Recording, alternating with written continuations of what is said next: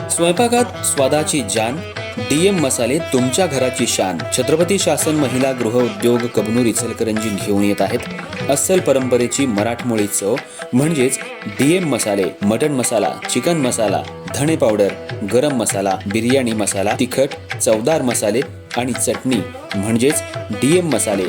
तर आजच आपल्या जेवणाची रंगत वाढवण्यासाठी केमिकल विरहित डीएम मसाले, गृहिणींच्या मनातले मसाले आणि चटणी अवश्य वापरा. डीएम मसाले महिला बचत गटाद्वारे करणारे स्वच्छ माफक दरामध्ये म्हणजेच डीएम मसाले. संपर्क दिव्याताई मगदूम, मोबाईल 91 30 80 22 55.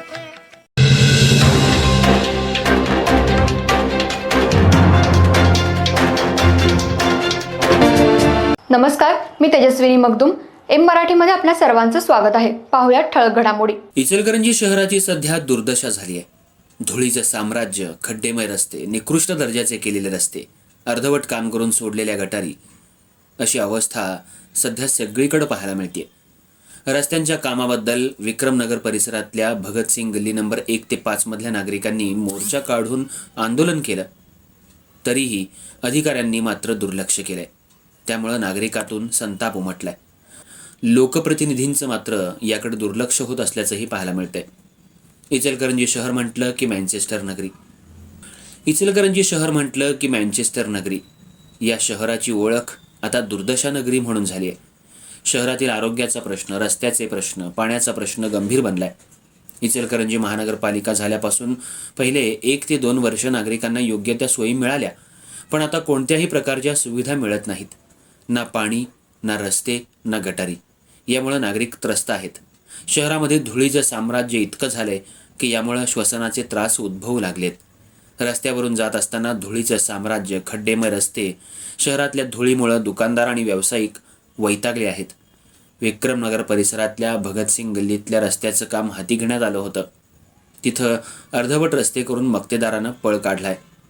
तिथं असलेल्या अर्धवट रस्त्यांमुळं आणि तिथं टाकलेल्या चाळीमुळं अपघात होऊन काही नागरिकही जखमी झालेत.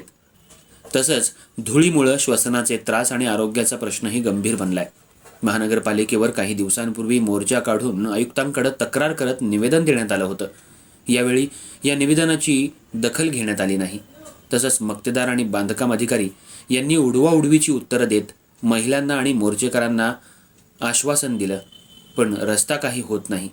लोकप्रतिनिधी याकडे लक्ष देणार का, असा सवाल तिथले नागरिक सध्या विचारू लागलेत. इचलकरंजी शहर हे सध्या महानगरपालिका शहर नसून एक ग्रामपंचायतीसारखं झाले.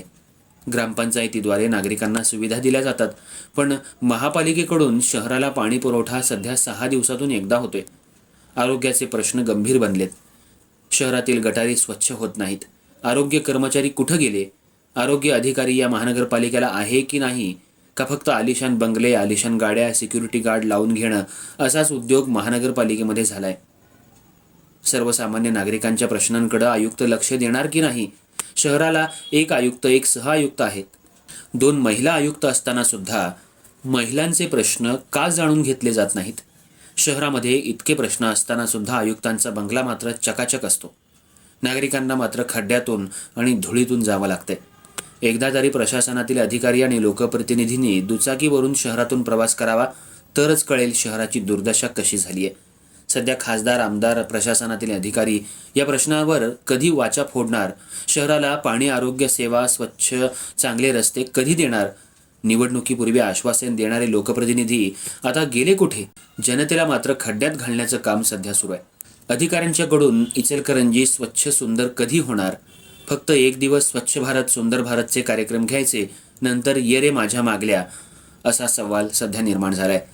पंतप्रधान नरेंद्र मोदी एकीकडे स्वच्छ सुंदर भारत याचा नारा देऊन देश सुजलाम सुफलाम बनवत आहेत. मात्र त्यांच्या या नाऱ्याला इचलकरंजी महानगरपालिका आणि लोकप्रतिनिधी वाटाण्याच्या अक्षता दाखवत आहेत. त्यामुळं येणाऱ्या निवडणुकीमध्ये जनतेनं आता धडा शिकवणं गरजेचं बनलंय.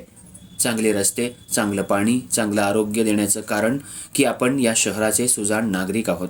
आपण घरफाळा टॅक्स भरल्यामुळं शहराचा विकास होतो, पण जनतेच्या पैशावर मात्र आलिशान गाड्या, बंगले बांधण्याचं काम सध्या महानगरपालिकेकडून सुरू आहे. बंगल्यावर आणि महानगरपालिकेच्या सिक्युरिटी गार्डवर करोडो रुपये खर्च केले जात आहेत. मात्र रस्त्यावरील धूळ अधिकाऱ्यांना मात्र दिसत नाही. महापालिका कर्मचाऱ्यांकडून का स्वच्छता केली जात नाही? शहराला शिस्त का लावली जात नाही?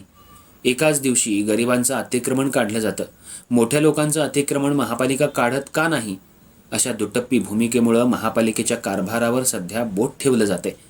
लोकप्रतिनिधीसुद्धा याकडं कानाडोळा करतायत. M Marathi special report Nikhil भिसेसह रोहन हेरलगे.